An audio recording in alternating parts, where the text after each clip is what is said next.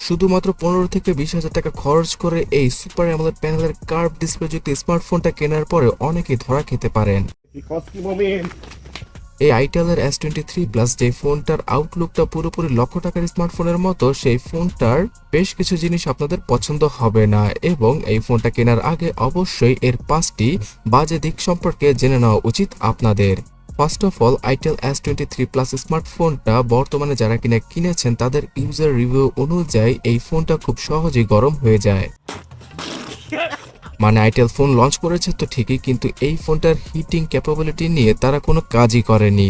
আর এই কারণেই ইউনিসকের T616 এই চিপসেটটা থাকার পরও এই স্মার্টফোনটা তারা পাবজি অথবা কিছুটা হেভিলি গেমিং করতে গেলেই ফোনের ব্যাক পার্টটা অনেক বেশি গরম হয়ে যায়। এছাড়া আপনারা যদি দিনের বেলা ফটোগ্রাফি করে থাকেন অথবা ভিডিওগ্রাফি করে থাকেন, তারপরও দেখবেন যে এই স্মার্টফোনটা গরম হয়ে যাবে। যদিও কিনা যত তাড়াতাড়ি গরম হয় তত তাড়াতাড়ি আবার ঠান্ডা হয়ে যায়, তারপরও আইটেলের এখানে উচিত ছিল এর হিটিং ইস্যু নিয়ে কাজ করা।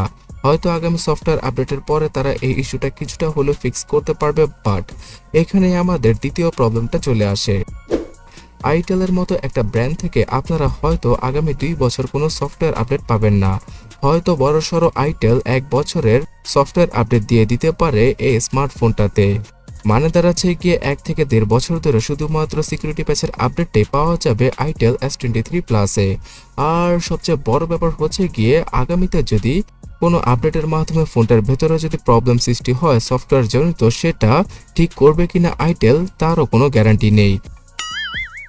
এখানে Xiaomi Realme সফটওয়্যার আপডেটের ক্ষেত্রে খুব ভালো কাজ করে, আর স্যামসাং এর কথা বললে তারা তো সবচেয়ে ভালো কাজ করছে অ্যান্ড্রয়েড ওয়ার্ল্ডে সফটওয়্যার নিয়ে। তাই তো গাইস, সব সস্তা জিনিস যে 100% ভালো হবে এমনটাও নয়। আইটেল S23 প্লাস স্মার্টফোনটাতে সুপার অ্যামোলেড প্যানেলের কার্ভ ডিসপ্লে রয়েছে, আর এই ডিসপ্লের জন্য মানুষ পাগল এই ফোনটা কিনতে। কিন্তু এর সফটওয়্যার এক্সপিরিয়েন্স যদি ভালো না হয় তাহলে আপনার কাছে সেই 10 থেকে 15,000 টাকা দামের ফোনই মনে হবে আইটেল S23 প্লাসকে। সত্য কথা বলেছেন। তাছাড়া গাইস, আইটেল S23 প্লাস স্মার্টফোনটার ক্যামেরা সেটআপটাও কিছুটা দুর্বল। আপনার কাছে হয়তো মনে হতে পারে যে 50 মেগাপিক্সেলের ডুয়াল ক্যামেরা পেছনে আর 32 মেগাপিক্সেলের সেলফির সামনে আইটেলের এই ফোন দ্বারা হয়তো ভালো ফটোগ্রাফি করা পসিবল হবে। কিন্তু গাইস, শুধুমাত্র মেগাপিক্সেল দিয়ে কিছু হয় না, এখানে অপটিমাইজেশন প্লাস চিপসেটও ভালো হতে হয়।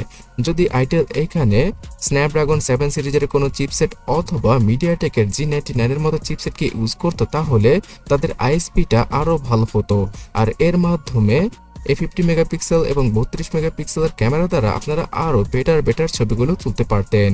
আইটেল S23 প্লাস স্মার্টফোনটার ক্যামেরা কোয়ালিটি অনেকটাই 10 থেকে 15,000 টাকার স্মার্টফোনের মতো। 32 মেগাপিক্সেলের সেলফি দ্বারা ছবি তোলার পরও মনে হবে যে এই সেলফি ক্যামেরাটা 8 মেগাপিক্সেল থেকে কিছুটা বেটার, তবে 16 মেগাপিক্সেল থেকে কিছুটা খারাপ। মানে দাঁড়াচ্ছে গিয়ে Realme 10 স্মার্টফোনটা যে 16 মেগাপিক্সেলের সেলফি রয়েছে সেই লেভেলের ক্যামেরা কোয়ালিটিও দিতে ব্যর্থ আইটেল S23 প্লাস। আর গাইস, আইটেল S23 প্লাস স্মার্টফোনটার আরও একটা দিক আপনাদের খারাপ লাগবে, সেটা হচ্ছে গিয়ে এই ফোনটাতে মাইক্রো এসডি কার্ডকে আপনারা ইউজ করতেই পারবেন না।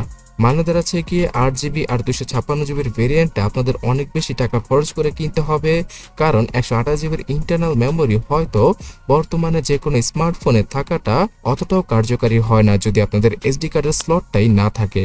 আইটেলের অবশ্যই উচিত ছিল এই বাজেট ক্যাটাগরির স্মার্টফোনে হাইব্রিড সিম স্লটকে অন্তত পক্ষে দেওয়া, এতে করে ব্যবহারকারীরা কিছুটা হলেও নিশ্চিন্তে থাকতেন। বিকজ আমাদের দেশ সহ বিভিন্ন কান্ট্রিতে যারা কিনা এই 10, 15 অথবা 20,000 টাকা দামের স্মার্টফোন কিনেন তারা এখনো অবধি মাইক্রো এসডি কার্ডকে এক্সটার্নাল স্টোরেজ হিসেবে ইউজ করে থাকেন। তো আইটেল এখানে বাজেট ক্যাটাগরিতে ইন্টারনাল মেমোরিকে দিতে ব্যর্থ হয়েছে। আর সর্বশেষে বলবো এই স্মার্টফোনটার সবচেয়ে বড় সমস্যাকে নিয়ে, যেটা হচ্ছে গিয়ে এর পারফরমেন্স। আসলেই গাইস, S23 প্লাস ফোনটার পারফরমেন্সকে দেখলে আপনার কাছে মনে হবে যে এই ফোনটার বাইরের দিক দিয়ে ফিটফাট আর ভেতরের দিক দিয়ে সদরঘাট। আইটেল প্রাইস কাটিং করার জন্য অর্থাৎ কস্ট কাটিং করার জন্য এই কাজটি করেছে যে ইউনিসকের T616 এই চিপসেটটাকে দিয়েছে তাদের S23 প্লাস স্মার্টফোনটায়। যদি এই ফোনটার প্রাইস 15 থেকে 20,000 টাকা না হয়ে 20 থেকে 25,000 টাকা রাখতো তাও কিন্তু ফোনটা মার্কেটে মুড়ির মতো সেল হতো, যদি এখানে স্ন্যাপড্রাগন 7 সিরিজ অথবা স্ন্যাপড্রাগন 695 এর মতো চিপসেটকে অন্তত পক্ষে ইউজ করা হতো ফোনটার ভেতরে। এছাড়াও মিডিয়াটেকের G99 চিপসেটটাও খারাপ নয়। তার বদলে তারা কি করেছে, প্রাইস কাটিং করার জন্য যে চিপসেটটা কিনা 10 থেকে 12,000 টাকা দামের ফোনের বর্তমানে পাওয়া যাচ্ছে, সেই চিপসেটটাকেই তাদের 15 থেকে 20,000 টাকা দামের স্মার্টফোনে ইউজ করে ফেললো। এতে করে লসটা কিন্তু তাদেরই হয়েছে, বিকজ একবার যে কিনা আইটেলের এই ফোনটা প্রিমিয়াম ক্যাটাগরির লক্ষ টাকার স্মার্টফোন মনে করে কিনবেন, তারা পরবর্তীতে এর পারফরমেন্স এবং সফটওয়্যার এক্সপিরিয়েন্সকে দেখে হয়তো পরবর্তীতে আইটেল থেকে 10 হাত দূরে থাকবেন। সত্য কথা বলেছেন। অবশ্যই এই ফোনটাতে যে চিপসেটটা দেওয়া রয়েছে সেটা অতটাও খারাপ নয়, কিন্তু হিটিং ইস্যু আর কম দামি চিপসেটকে দেওয়ার কারণে আইটেলের এই ফোনটা আইফোন হতে হতেও হতে পারেনি। মানে ফোনটার পেছনের ডিজাইন অনেকটাই আইফোনের মতো, কিন্তু কিছুটা অদ্ভুত লাগে।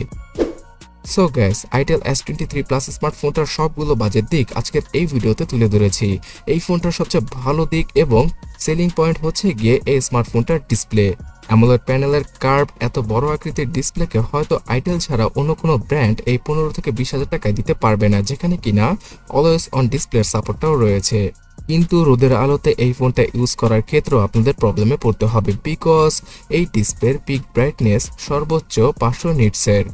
So guys, itel S23 plus স্মার্টফোনটা বাংলাদেশে অফিসিয়ালভাবে হয়তো নাও আসতে পারে, কিন্তু আনঅফিসিয়ালভাবে এই 15 থেকে 20,000 টাকায় আপনারা ইজিলি এই ফোনটা পেয়ে যাবেন।